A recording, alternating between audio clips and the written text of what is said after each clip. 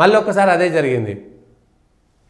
మళ్ళీ ఇదే పేపర్లా తెలంగాణ రైల్వేలకు మాత్రం అన్యాయం జరిగింది, తెలంగాణ రైల్వే ప్రాజెక్టులపై వివక్ష అని రాసి రెచ్చగొట్టేటువంటిది కాకపోతే ఏంది?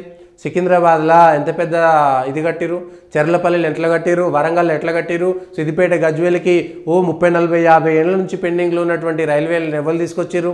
ఇవాళ మీటర్ గేజ్లను అన్నీ మార్చింది ఎవరు? విద్యుదీకరణ చేసింది ఎవరు? తెలంగాణలో ఏం జరిగింది? మెట్రోకి ఎవరు ఇచ్చారు? ఎంఎంటీఎస్ 3 దశకి ఎవరు సహకారం చేస్తున్నారు? కేంద్ర ప్రభుత్వం కాదా? రాష్ట్రం ఎన్ని ఇవ్వాలి? ఆర్ఓబీలు ఇవ్వాలి. నిజామాబాద్లో, మెదక్లా, అన్ని చోట్ల, మల్కాజ్గిరిలా ఎన్ని చోట్ల పెరిగిపోయినాయి ఆర్ఓబీలు అన్నీ కూడా. రైల్వే అండర్ బ్రిడ్జ్లు కానీ, ఓవర్ బ్రిడ్జ్లు కానీ ఎన్ని వచ్చినాయి ఇవాళ తెలంగాణకి? ఇదంతా అభివృద్ధి కాదా? ఇదంతా కాదా? బొంబాయికి వెళ్ళేటువంటి ట్రైన్లు ఎన్ని అయినాయి ఇవాళ జగిత్యాల దగ్గర, లేకపోతే నిజామాబాద్లో?